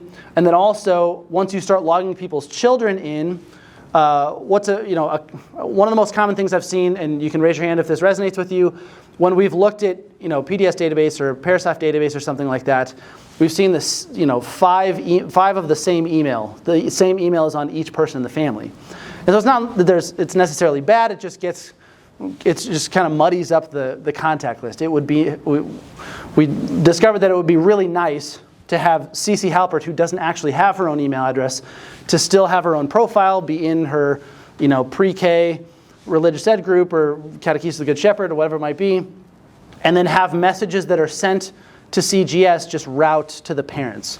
So that's what we mean when we talk about our proxy contacts feature as the other usage for households. Basically allowing you to send an email to the parent on behalf of a kid, or to a grown child on behalf of their elderly parent or aunt or uncle or something like that. So those are kind of the two main use cases for households. But those are the main places you can find Flocknote people. So on people's profiles, then you'll see all of the profile fields in here. And then in addition, you can leave remarks, so just little personal notes on a person's profile. If you're, as you're going through adult faith formation, Betty Sue's mom died last month, and you just leave a little note there for the next time you talk to her. So if you need to kind of have a reference back, you can do that. And then documents as well. So quick story. I used to help with RCIA at my parish before I had children, and time didn't allow that anymore. But it was a challenge. The secretary was ready to wring my neck on about Holy Thursday every Holy Week, because there was the 2 or 3 baptismal certificates that I didn't have. And I wish when I was doing this that we had Flocknote people, because then I could have just texted the person for a picture of their baptismal certificate and gone in here and attached that to their profile, and then the secretary would be able to see that immediately, instead of having to find a way to get that to her. And then lastly, the giving tab here. So personal household giving will show up there. The tax statement's actually also attached to the documents profile as well. So that's kind of Flocknote people in a nutshell. Yeah, go ahead. I was just curious because when we do the major sign up or whatnot, people are signing up individually, joining their own groups. And what is the best way to combine them into a household then? Mm-hmm. Yeah, really good question. So there's a couple of ways. One, you can do it after the fact if you want to. A lot of times most of the families are already tracked someplace. So if you have, if you're migrating the database over, there's a way to import all of those, and we help you with that to just make sure that the household ID is the same for each member of the family, and then it groups them together automatically. For people with registration, that's still a piece that we're fleshing out in terms of allowing a family to register all at once. But there's actually technically a way for a head of household to fill out their family record if you'd like. So that smart button that we used, that I talked about earlier, with the update my info, it actually could even technically be update my family's info. So a person can click in, pretty soon they'll just verify their device, and then there'll be a create household on their profile so that they can create one for their spouse and their kids, and off they go. So there's a couple of options there. But what about if they haven't we've already moved past that, so here I am, a super admin, how can I connect them into a household? Oh, gotcha, okay. Do it? Yes, yeah, sorry about that. Yeah, so if you go into, let's see, I'll pick on Clark Kent here. So if I click create a household, so if you haven't grouped anybody there yet, notice it'll allow you to search for an existing member. If there's anybody with the same last name already in the network, it'll pop up their picture right there and you can just click on it, it'll group them together. You can search for an existing member and then you can also just add a new member right from there. So if they happen to not be in Flocknote at all, you can just fill that out in there. If they don't have email or cell phone number or both, just leave those blank and then off you go. Is that what you were looking for? Yes. Okay, great.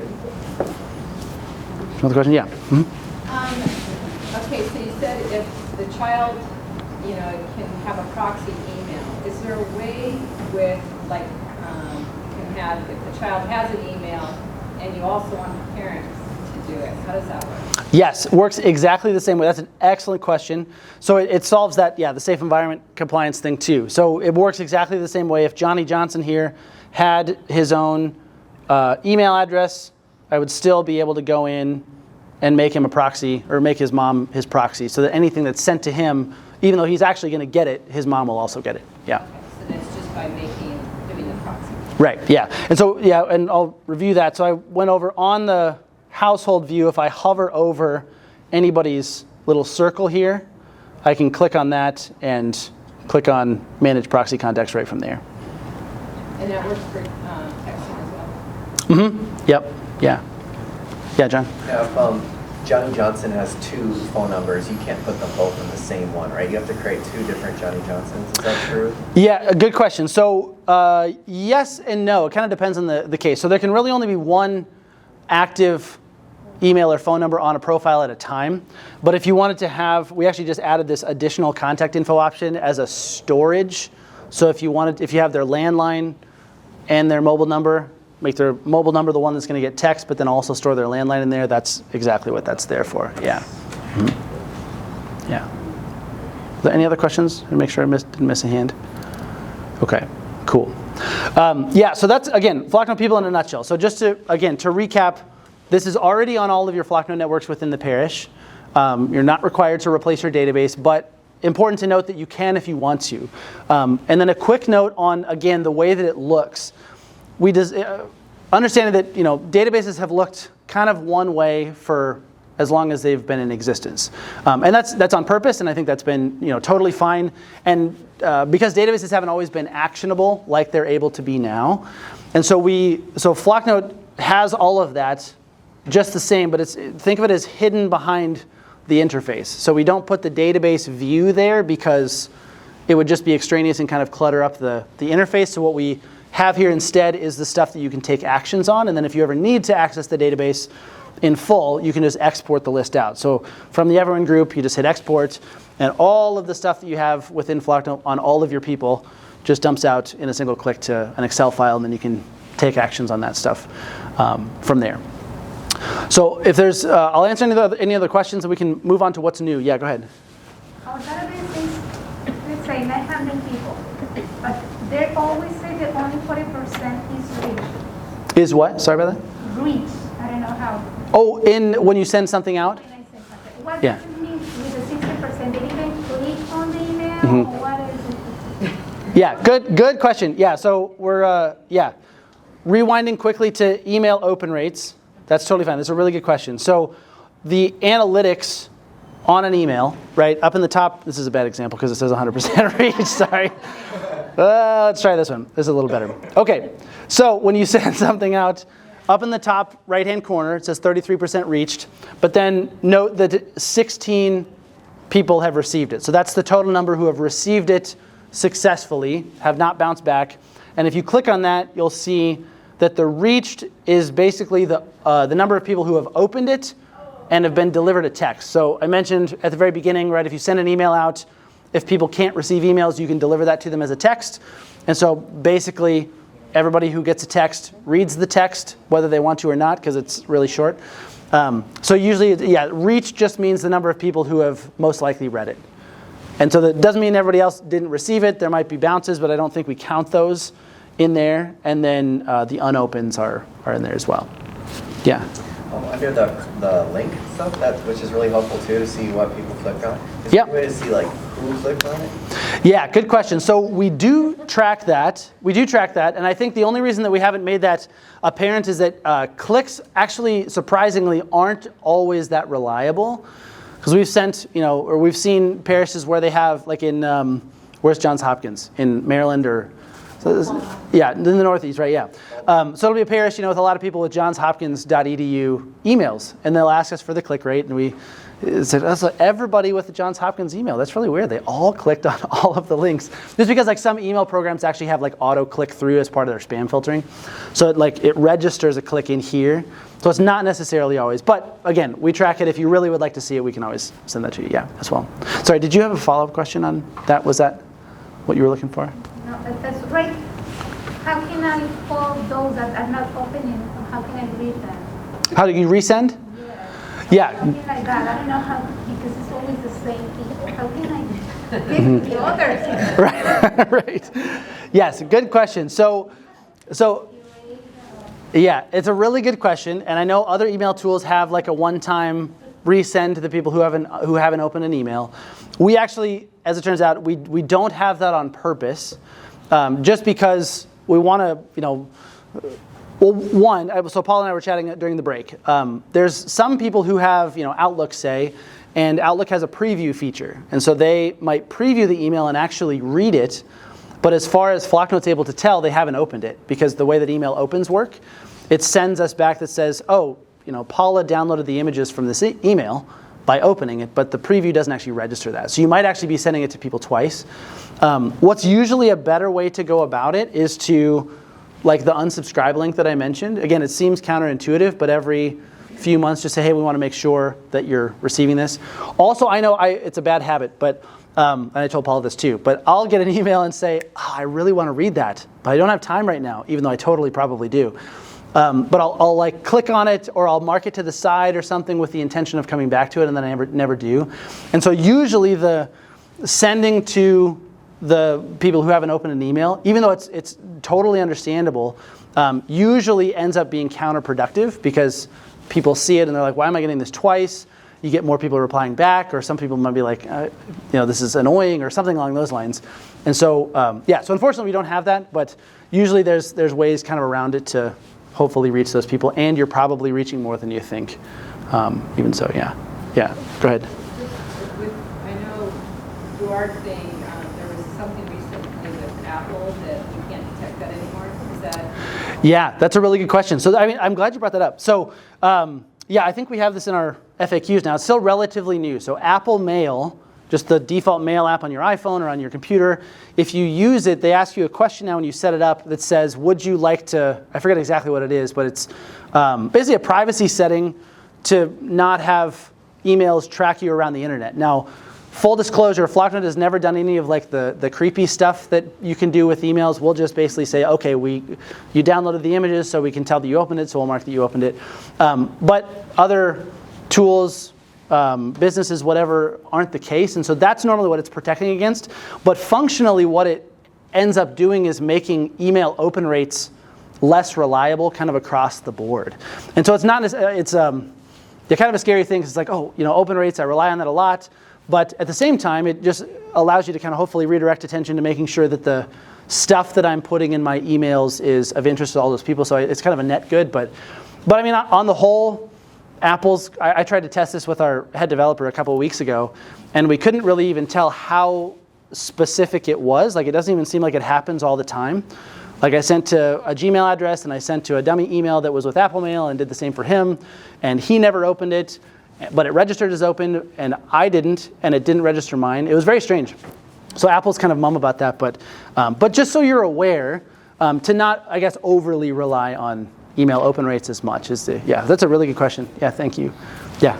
I was just going to say, we've seen more of the opposite, where it will go in and it'll say that the person opened it, but then we'll talk to them on the phone and they'll be like, no, I never got it. I have no idea what you're talking about. So Right. that's much more common. Yeah. And I don't know what causes that. Yeah, I mean, so that's the thing with the Apple Mail thing. It basically registers every email. In theory, is what they kind of tell people publicly, is that it registers every email that they received as opened, because they download all the emails within Apple's servers, and then that's what they tell to senders like Flocknote. So it can kind of just, it just makes them a little less reliable as well. Yeah. Do you have a question? Or Paula, go ahead. Yeah. Oh, great. Okay. Mm-hmm.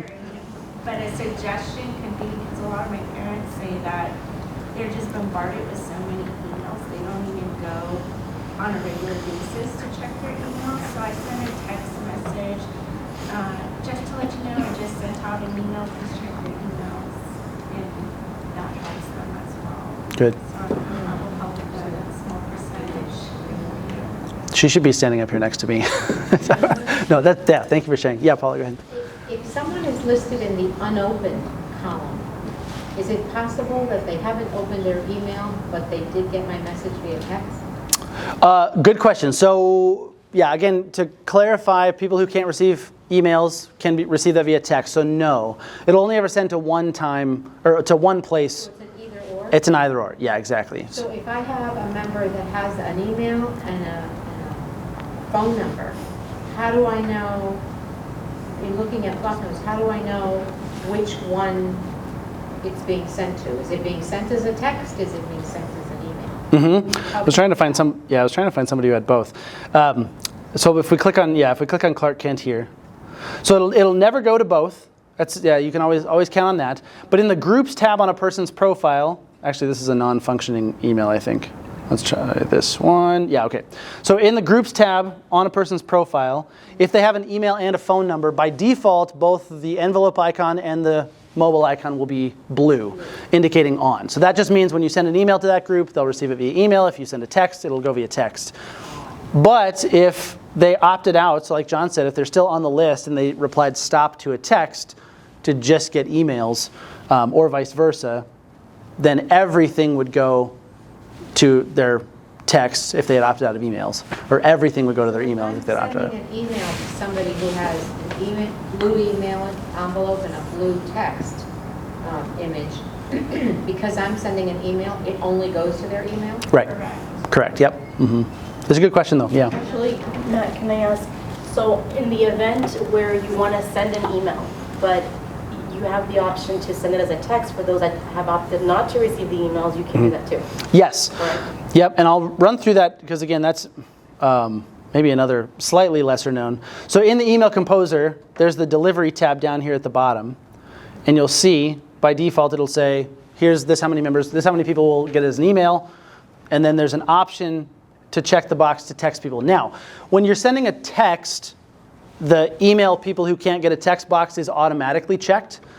In this case, we have it unchecked by default. And then, as you might imagine, parishes would schedule emails for 2 in the morning or 4 in the morning or something like that. And then people are like, why is Father Bill texting me at 4 a.m. or something, right? So we have that. It's just a good habit to get in for, to go in and say, yes, this is something that I want to send as a text to the people who can't get it. Because you also might not necessarily want to send all of the emails out as a text, yeah. Okay. Yeah, good question, thanks.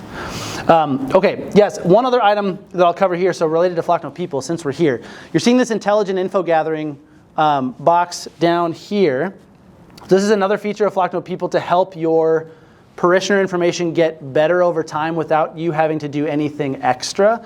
So again, it's always good to, be collecting new information, to making sure people's information is, correct and complete and all that type of stuff. But every so often, this is actually not a great question to ask people, is your t-shirt size still medium? But basically it's going to, I'll try to zoom in on this here.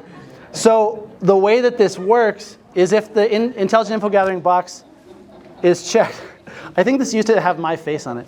Hey Matt, is your t-shirt size still large? Excuse me. So if that box is checked very, very, very sparingly, once every 3 weeks, maybe once a month, as you're going about the regular sending of emails through your parish for any of the groups that a person is subscribed to, say John subscribed to 10 groups at his parish, for every so often an email that's not asking for anything, that's not saying, hey, will you watch this video, it's just purely informational, our system will maybe take the opportunity to say, put a question in here like this. Do you still live on Baker Street? Or it looks like you haven't filled out your address yet. Would you like to? And it has a little button there, and they can just take it over. It just has one thing on the screen They can fill it out, say okay, and it says thanks, and then off they go. So it happens automatically. It can be a little startling sometimes for parishioners who have never seen something like that before. That's why we have the little all information is shared, is completely private and for administrative purposes only, all that type of stuff.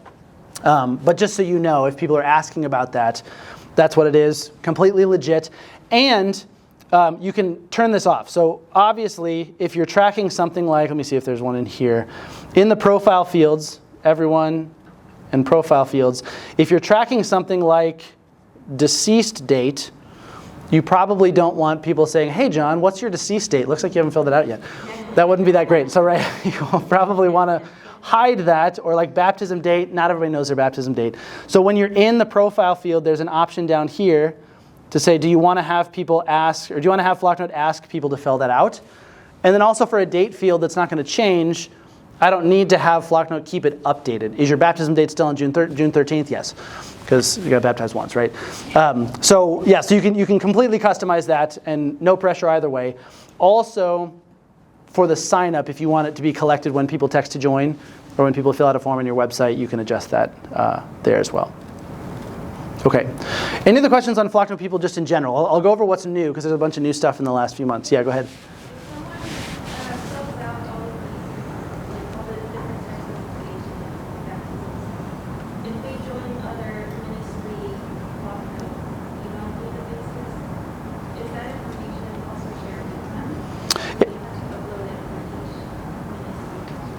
If they join like another parish or another department or something like that, is it shared?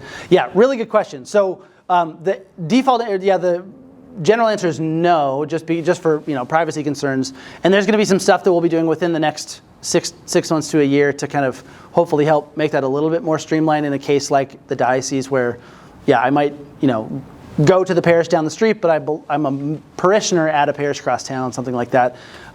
So it all does filter up to the diocese from the one parish, and then the diocesan admins can see what information is available for a person at their various networks if they need to. But right now, it doesn't cross-pollinate, but that's a good question.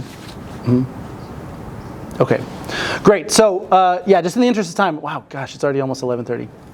Time flies when you're having fun, right?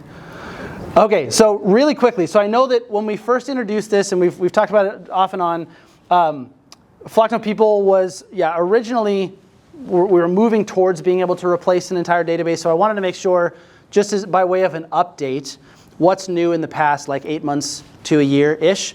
So we already talked about family relationships. Those are, I think, new as of last year. Proxy contacts we talked about, sending a message on behalf of somebody else. The signups upgrade, just for the sake of time, I won't go into that in too great a detail, but with signups, it used to just be June 2020, right after we launched. We released that feature as a way to have people reserve their spot for Mass, when who would have ever thought we needed to, cap Mass at 50 people or whatever it was.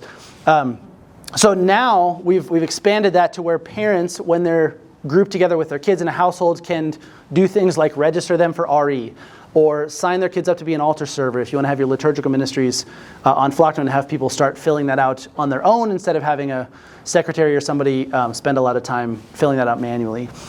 Boards is something that we can cover really quickly just to show you where it is. So it's just, again, a simplified spreadsheet that lives within your group. I think there's one in confirmation here.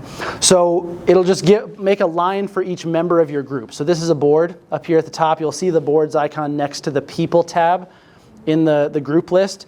And so then if you need to do things like tracking attendance for class or tracking progress stuff for confirmation like you're seeing here, who has their permission slips in, who has their confirmation saint picked out, all that type of stuff. You can do all of this, and then you can go down and so on a group, next to notes and people, it's just right up here. And if you haven't, let's see, there's youth ministry right here. So it'll just have this boards button right here. Yeah, and so you can run filters on that. You can export it, all that type of stuff. There's 3 types of columns, so checklist, number, and text.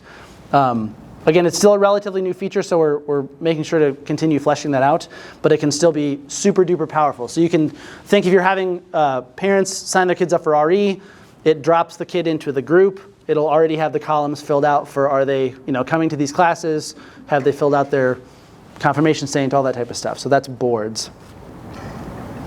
bounce back over here. Yeah, go ahead. On that particular, so for the boards, like for the catechist, for example, then they would have to be like a note sender, or do they have to be a super admin? Yeah, good question. So they'd have to be either a super admin or a group admin, right? So super admin has all the permissions over the parish, group admin just over a particular group. So as long as basically you can see member information, you can access boards, yeah, and create them. Is there another question over here? Okay, great. Yeah. Real quick, what's the most efficient way if you want to add a group admin to multiple groups at once instead of having to go into every individual group? Yeah, so it would go actually for just regular members as well. If you just click on their profile, go down to groups and click on add to another group here, and then you can just click through. For assigning them as an admin, you would actually have to go into each group and mark them. Yeah, unfortunately. It's one of those things where we kind of weigh the pros and cons. It doesn't happen all that often, and so it's a good question. Okay. All right, so keep moving. So I mentioned with our importer, so along with this, we overhauled the importer so you can now overwrite existing information in Flocknote. So if you have your whole parishioner database in there and you just want to dump the spreadsheet out and update all the, birthdays or something, you just got a whole bunch on paper registration forms. You just want to fill out the spreadsheet and import it back into Flocknote. You can do things like that, overwrite, fill out information. There's a Flocknote ID that just keys on and makes sure that no duplicates are corrected, all that type of thing.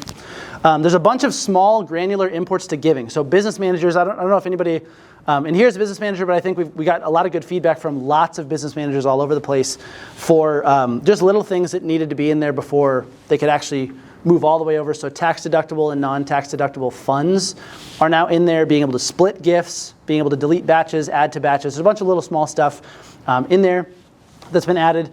Profile merging, so Paula had a question about that. So if you see like this person has a pending merge or something like that in your network with two people, it'll pull it up and say, okay, one says, Reverend John Smith and one says Father John Smith. Are they the same person? Yes, but one has an email, one has a phone number, so you can just merge those two together. So that's there now. New settings panels that we've already been seeing a bunch off and on.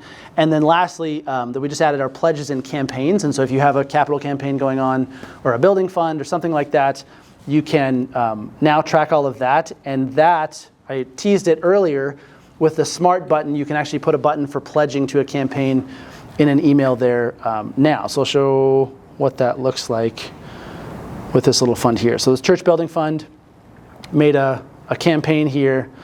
And so it shows how much money has been pledged, how much has been fulfilled, how much has been, what the goal is and all that type of thing. And then on the settings for all of these, I can have an end date for when the pledges are required to be filled. There can be reminders if you want to have that sent out. And then this little page right here shows the pledge page. So again, understanding that people are going to view this on a mobile device most often, it just is really nice on their phone so they can say, oh yeah, I'd like to pledge monthly for $50, and here's my pledge total, but I can edit when I start and when I end, all that type of thing. So the idea with this, and again is another teaser, don't tell anybody I told you this, but Flocknote will be coming out with a payments tool here in the next couple of months as well to kind of complement this, to allow basically more people to pledge, but hopefully more people to pledge more, because it's not that people don't fill out pledge cards, but it's just that, again, going back to the 82%, how many of those people, because I have to go fill out a pledge card, find a stamp, mail it back to the parish, or drive to the parish, or something like that, end up not doing it. But it's not that they don't have goodwill to the parish or want to give, they just are really, really busy. Everybody's really, really busy. So it's just, again, an easy way to hopefully help complement the already existing efforts that you have going. So for this, is this optionally available in English, or will there be like a Spanish option? Yeah, that's a good question. All the default language, I actually don't know the answer to that. So it's still really, really new.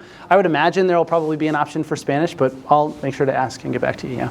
Mm-hmm. Yeah. And did you say that it would send out statements as far as like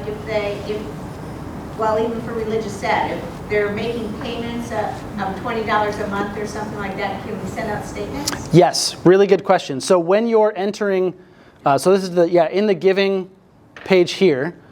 So when you're adding gifts, there's an option after you complete a batch to email receipts to the heads of household automatically. So you can do that if you'd like to. obviously it applies all the gifts towards their pledges as well. And then at the end of the year, it'll automatically run the tax statements for you and download them all in a PDF. And so it'll have the address for their family, for the heads of household. Let me see if I can find one in here. None of these people have addresses. There's one. Okay, Lucy Ricardo. Yeah, so it'll automatically be formatted so you can fold them and stuff them into window mailers and just send it out. You can email them out. Yes. Yeah, so for tax statements, when you run them, by default, it will attach as a document to their profile, so they can always go look it up themselves later. It'll download for you here, and then there's a checkbox so you can say, do I want to email this to all the heads of household? Yeah. Yeah. So right now, we can link it to our giving page, but you're going to come up with some type of a giving page yourself that you'll offer. In terms of processing payments, yeah. How much will the fee be? I'm not sure. I mean, it's kind of the industry standard, whatever. Not bring it like Right. I think it's going to be 3%? 2.9% and then 30% a gift, but there's no monthly fee or anything like that. It's basically 2.9 plus 30 cents. right. Yeah. And again, that's completely optional per parish, and there's no monthly cost or anything like that in terms of if you're not using it, you're not paying. If you're using it, it'll just be the normal processing fees. Yeah. Well, I know it's 11:31, so we did pretty good. But is there any other questions? I mean, feel free if you need to jet, feel free. But yeah, we can still answer questions if you like. One of the things that I'm struggling with is if I send a text message to the whole witnessing confirmation, and a parent responds with another question, and then I hear reply and respond back, I'm getting feedback that they're not seeing those replies. So then what I had to start doing is clicking their name, then hitting the text message and starting a brand new one. How do I troubleshoot that? Yeah, that's a really good question. So it should be, like on here, I'll open this up. So you're clicking the reply underneath the response? And then they say they don't receive it back in the text message, whatever the reply. Do they receive it back via email? That I don't know. Okay.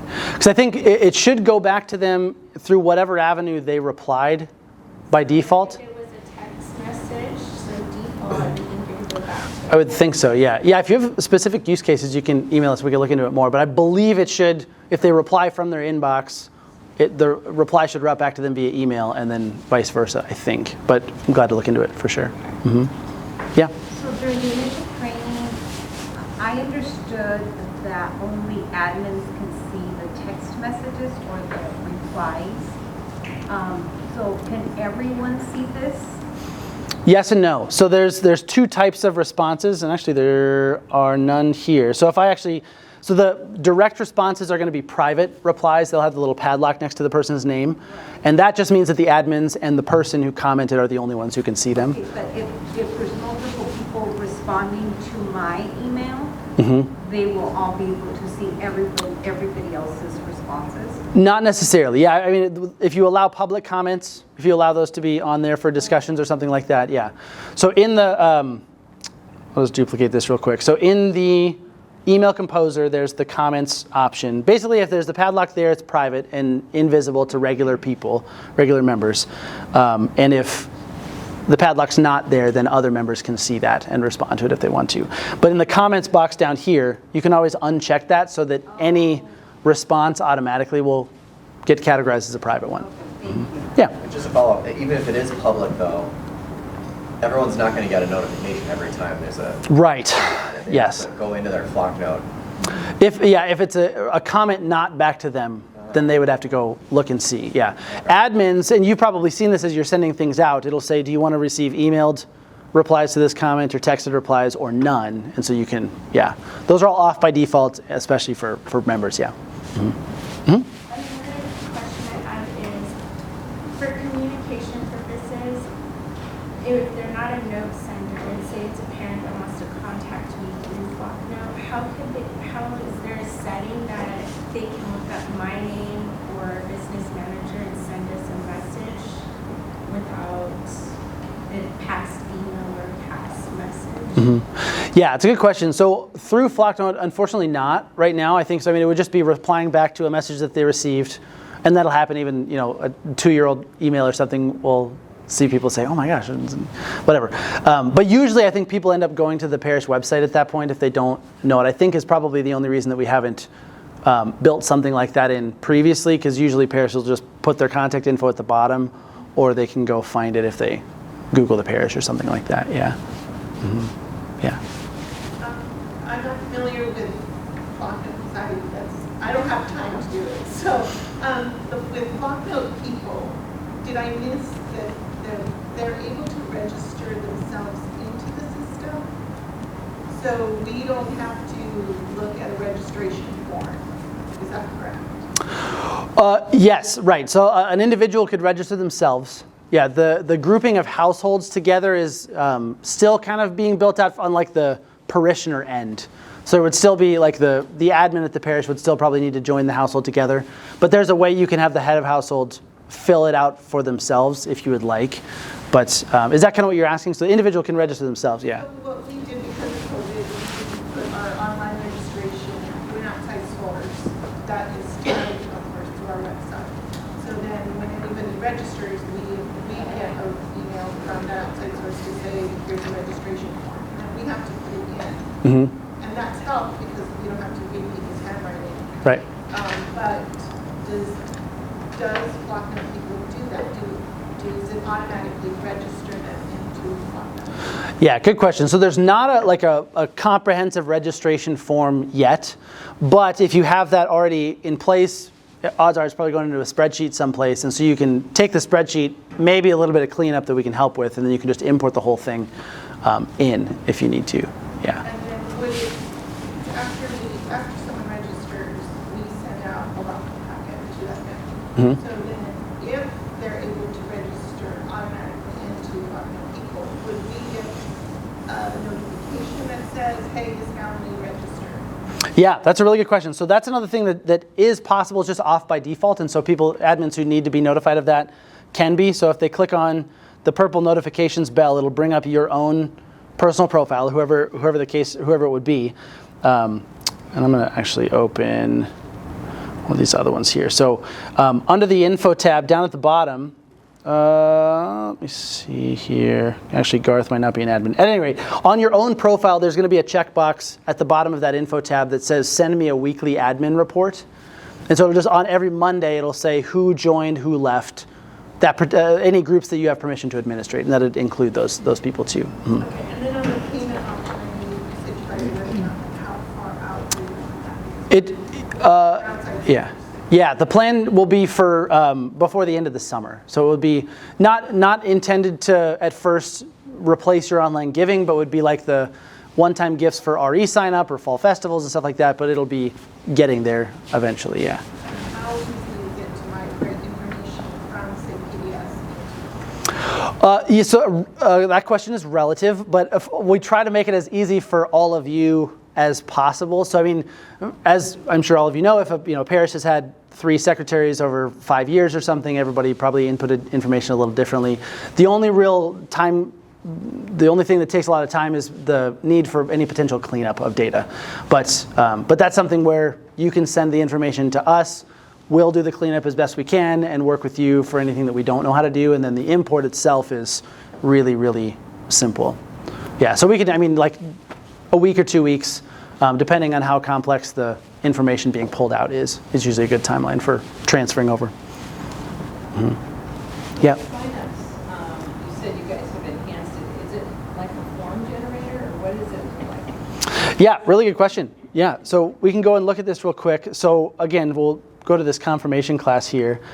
So signups, again, you can just say, when it was masses, you'd have the title up at the top was weekend masses for what's this weekend, June 4th and 5th or whatever.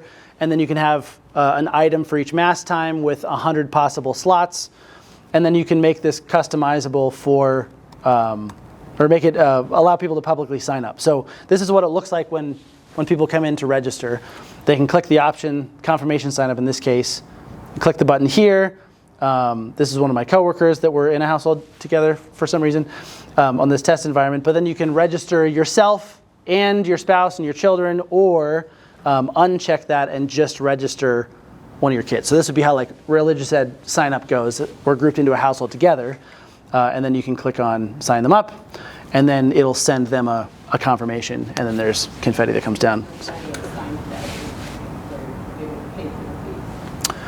Sorry, what was that? So let's say that Sunday night for Monday night classes, but we also want to charge them the fee to get in, and so this doesn't do that yet. Right, so not in this single step. I think, eventually it'll get there. But it's still really easy to take all of the people who have registered for a sign up and add them all to a particular group. So if I click on this ellipsis, I can say add to a group and drop them all into a group and then email them with a link to pay for it. Or you're noticing here that it already says that it's linked to confirmation Monday nights. And so you can actually dynamically link a sign up to a group before you even start collecting it, so that as soon as a person signs up, it drops them into the group automatically. And then you might have a scheduled note sent out or a welcome message with the link saying, here, please pay for it, or something like that. So you could not create a sign up for religious ed? You can, yeah. Okay. So it'd be yeah, go ahead, sorry. And then that'll drop them into the ministry or the group automatically? Right, exactly. So for this confirmation class, so it's just the class here, and then there's 3 options: Monday night, Thursday night home study, and each of these is linked to a particular group. So when I clicked on, there's a button that says create linked groups, and it creates a brand new one. And so that's what these over here are. So this is the sign up. Anybody who signs up for Monday nights is dropped into that group, Thursday nights, etc.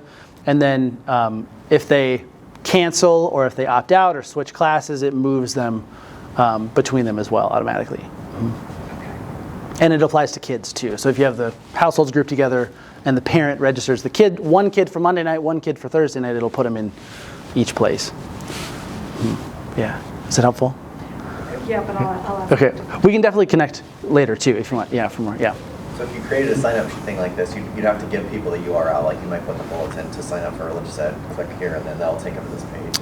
Yep, so either that or notice down at the bottom, I can add this to an email. And so you can embed it into the religious ed parents group or something like that. And then go down here for youth ministry and then build out the email as much as I want to. You can do it on the tail end too. If you're building an existing email, the little clipboard icon lets you pick the existing signups, and it embeds it in there as well. So yeah, again, hopefully saving the steps, making it super easy for the 82% to register their kids and have more people, hopefully, yeah. Yeah. When you do the registration form, or when you formally register, will you consider putting customizable fields in there to kind of match what the parish is asking when they do register? Yeah, good question. So that part actually is already there. So I'll go back to the profile fields. Again, in everyone, the cogwheel and profile fields up here.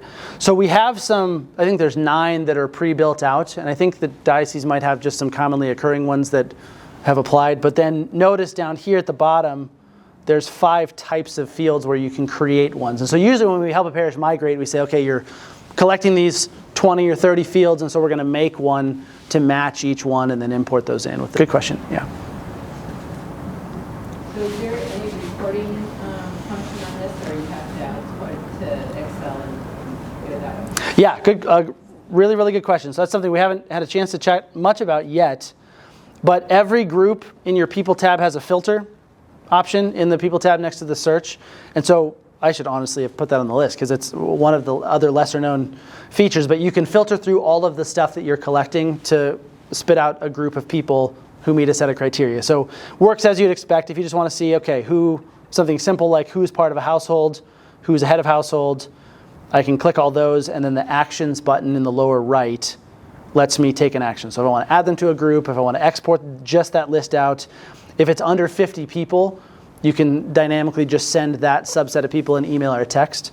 And then notice here too, you can build out particular combinations, and then you can save these filters too. So I don't know why you would say heads of household who have an email address, probably more likely heads of household who don't have an email address. And then you can filter that and send them something in the mail with a card to say we need your email address or something along those lines. So you can build out the combinations. Notice it's just and or logic right there. And then if I click on actions, I can save the filter for later. And so if I just say household, no email, share it with other admins, the next time I go back in, click on filter, and then there's saved filters there, and it just pops that right back up. So that's part of the reporting function. The giving page has its own set of reports, so everything can be exported or dropped out into a PDF depending on what's needed. So if you want to export all of the gifts or just the summary of what's been collected over a given time frame, you can download all of that. So just these little icons up here in each place, yeah. The recording function, can't it specific enough to allow it to be part of all the things that a 6-year-old student's time to say, and if that specific can be part of? Yeah. Yeah, you should be able to. So again, with proxy contacts, you basically would be able to probably save a step and just say, show me all the people who are 6 years old, if you have their birthdays, and then drop them into a group and send an email, because the parents would be their proxies. So yeah, if you needed to drop out the addresses for some reason, yeah, there'd be a way to do that too. Yeah. So for funds on the giving page, is there a limit of how many, or you can have all your special collections in there and everything? Yep, yeah, you can have as many funds as you need to.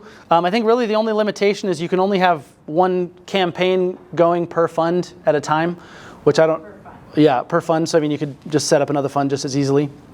So yeah, it's able to do whatever you need. I know we're running over time. I want to be respectful of everybody's schedules, but are there any last questions? Yeah. So when we do attachments and create a link, is there an archive? Is there a place where I can see all the links to all the attachments I've ever done to edit them or delete them? Is there a way to do that? Yeah, so she asked if there's a way to find all of the attachments you've ever included. So unfortunately not right now. I'm glad to pass that suggestion along. But the archive of all of your notes will still be there. So I mean, if you know about when you sent something out, you can always go back in the history of the particular group, open the email, and then edit that within the system to make that accurate if you need to. Yeah. Okay. How many people learned something new today about Flocknote? Hopefully everybody. Good. How many people have already one or two or more things in mind that they're ready to try out? Nice, good. Okay. Excellent, wonderful. Well, yeah, thank you all again for coming today. We're going to be doing this again at 1. And so if you had, again, fellow staff or your pastor or something like that who you think might want to stop in, we'll just be doing this again for them at 1 o'clock. But otherwise, I'll be here. So feel free, if you have questions, come up and chat with me. But God bless you. Thank you for all that you do with the church. And talk to you soon.